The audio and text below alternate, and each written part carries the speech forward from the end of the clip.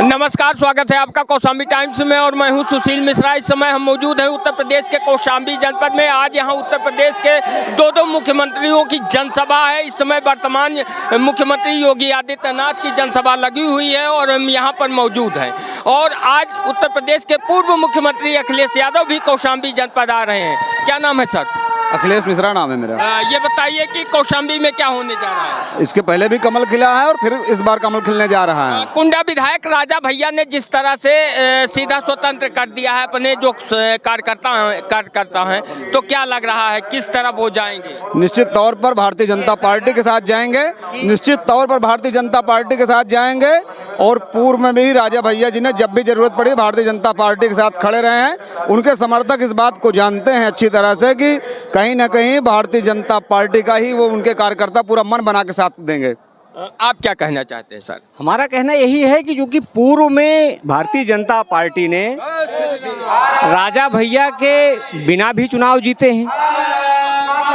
इस समय चूंकि राजा भैया के कोई व्यक्तिगत कैंडिडेट नहीं है, उनका अपना दल है और कैंडिडेट न होने की वजह से उन्होंने जो मतदाताओं को स्वतंत्र किया है, तो उनका स्वयं का और उनके मतदाताओं का जो रुझान है वो भारतीय जनता पार्टी की तरफ ही होता है। तो समर्थन तो दे सकते थे। नहीं, समर्थन की बात चूंकि उनके साथ अलायंस नहीं कोई हमारा हुआ, इस वजह से समर्थन जैसी कोई बात नहीं। ओपनली कोई भी पार्टी का राष्ट्रीय अध्यक्ष ओपनली बिना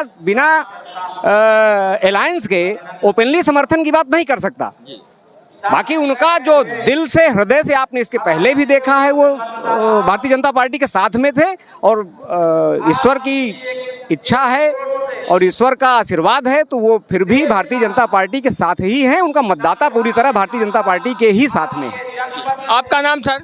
अनुराग मिश्रा। थोड़ा सा इधर आ जाए। क्या कहना चाहते हैं? सामने देखें। भारतीय जनता पार्टी इस समय उत्तर प्रदेश में कितनी सीटें लाने जा रही है? 400 पार। उत्तर प्रदेश में? उत्तर प्रदेश में हाँ 78 के समथिंग आएंगी। आपका क्या कहना है? 78 प्लस? 78 प्लस। कौन सी दो सीटें हैं जो छोड़ रहे हैं? हम लोग जो कि कौशाम्बी में हैं तो कौशाम्बी की ही बात कर सकते हैं जी। अब हम ये तो है नहीं कि हम जा रहे हैं कहीं पश्चिम में जा रहे हैं या पूर्वांचल में जा रहे हैं वहाँ प्रचार करने। हम जो यहाँ की स्थिति है जो आप लोग दिखाते हैं, आप लोगों का एक आकलन होता है और जो यहाँ की परिस्थिति है उन परिस्थितियों के हिसाब से और आप लोगों को दिखाए गए बिंदुओं के आधार पर हम लोग जो अपना आकलन निकालते हैं उसके हिसाब से कि आकलन निकल करके आ रहा है कि हम लोग 78 कम से कम 78 सीटें जीतने जा रहे हैं। अच्छा, देश में कितनी सीटें जीतने जा रही है भारतीय जनता पार्टी? 400 प्लस। मोदी जी जैसे आरोप लगाते हैं कांग्रेस की सरकार आएगी तो एक भैंस, अगर दो भैंस हैं तो एक भैंस किसी और को दे दिया जाएगा, मंगलसूत्र छीन लिया जाएगा। इस पर आप लोग क्या सोचते हैं? अब इस पर कौन कहता है ये बात? मोदी जी ने कहा। नहीं, ये बात मोदी जी ने तो नहीं कही, मंच से कहा है। ये बात चूंकि कांग्रेस के घोषणा पत्र में है, उनका कहना है। कांग्रेस ने अपने घोषणा पत्र में कहा कि हम आएंगे तो संपत्तियों का मूल्यांकन कराएंगे और संपत्तियों का मूल्यांकन करने के बाद जिनके पास भी, चूंकि ये उसके पूर्व में भी कर चुके हैं ऐसा, पूर्व में जो भी संपत्तियों का बंटवारा या जो भी चीजें हैं, ये सारे कानून सारे नियम ये कांग्रेस के समय ही लाए गए हैं।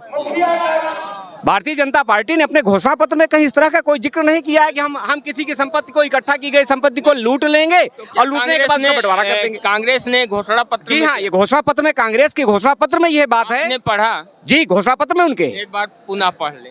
अब हमने उसको पढ़ा है, फिर से पढ़ ले। संपत्तियों के बंटवारे की बात जो उन्होंने कही है कि हम संपत्तियों का मूल्यांकन करेंगे और मूल्यांकन करने के बाद में उसका बंटवारा करेंगे, जो पूर्व में जमीन के संबंध में हो भी चुका है। जमीन की जो लिमिट निर्धारित की गई है उसके बाद में लोगों की सीलिंग में संपत्तियां गई, जमीनें गई सीलिंग में। जमीनों का एक क्राइटेरिया निर्धारित है, आज भी जमीन की एक सीमा निर्धारित है। तो वही चीज उनका कहना है कि हम संपत्तियों में भी ऐसा करेंगे, जिन्होंने अपने खून पसीने की कमाई है हम उसको लेकर के और उसको बांट देंगे। तो इसका तो हाल ये हुआ, पहले उन्होंने कहा कि हम तो, पहले बात सुनिए पूरी बात सुनिए।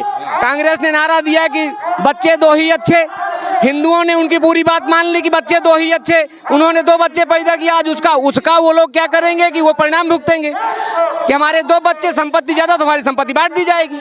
बात ये आ रही है ना। पहले आप घोषणा पत्र पढ़ हम लें। पढ़ लेंगे घोषणा। अच्छा, एक हम आज बात फिर से पढ़ेंगे। ये भी बता दीजिए, एक तरफ तो मोदी जी के साथ पूरी भारतीय जनता पार्टी कह रही 400 पार जी, तो कांग्रेस की आने की संभावना ही नहीं रह जाती, तो ये सब कांग्रेस बातें की क्यों? संभावना कितनी है? इसके पहले आप मान्यता प्राप्त विपक्ष का दर्जा भी नहीं पा पाई कांग्रेस अपने बल पर। तो यही तो हम भी आप ये भी आप देखिए कि एक समय 400 प्लस सीटें जीतने वाली कांग्रेस, उसकी कौन सी ऐसी नीतियां रहीं जिन नीतियों की वजह से आज मान्यता प्राप्त विपक्ष का दर्जा खो रही है वो। नहीं, जैसे भारतीय जनता पार्टी कह रही कांग्रेस आएगी, तो जब आपको कांग्रेस पूरा आएगी ही नहीं ना, पूरा कमांड है कि आप 400 प्लस जा रहे हैं, तो हम विपक्ष जो कह रहा है उस पर तो हम अपनी बात रखेंगे ना।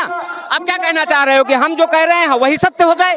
जो घोषणा पत्र ये में फिर बात समझिए, ये तो फिर लोकतंत्र का मामला ही समाप्त हो जाएगा ना। लोकतंत्र में वो भी चुनाव लड़ रहे हैं, हम भी चुनाव लड़ रहे हैं। एक तरफ भारत का वैभव, एक तरफ राष्ट्र प्रेम खड़ा हुआ है और दूसरी तरफ राष्ट्रद्रोह की बातें करने वाले खड़े हुए हैं। जो विपक्ष को वोट करेगा तो क्या वो राष्ट्र मतलब वादी नहीं? ये नहीं कहा जा रहा, सभी राष्ट्रवादी हैं।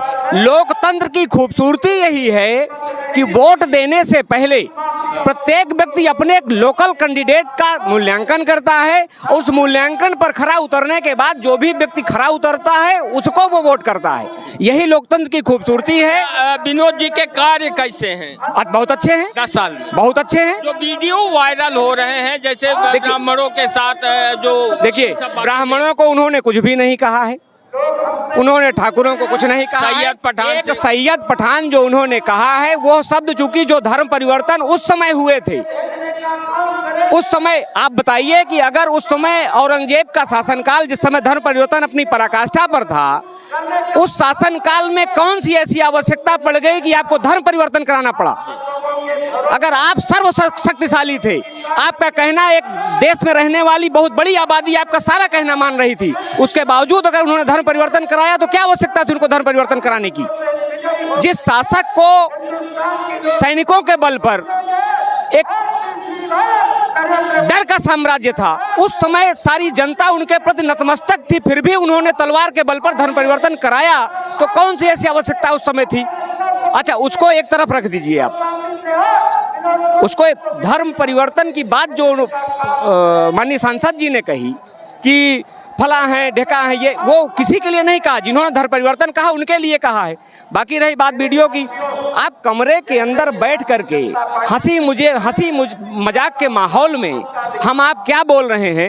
आपके बीवी आपके आप मंच पे उन्होंने कहा था, उन्होंने कभी भी नहीं कहा। मंच पे कहा था वीडियो देखिए, वो वीडियो एक तुलनात्मक था।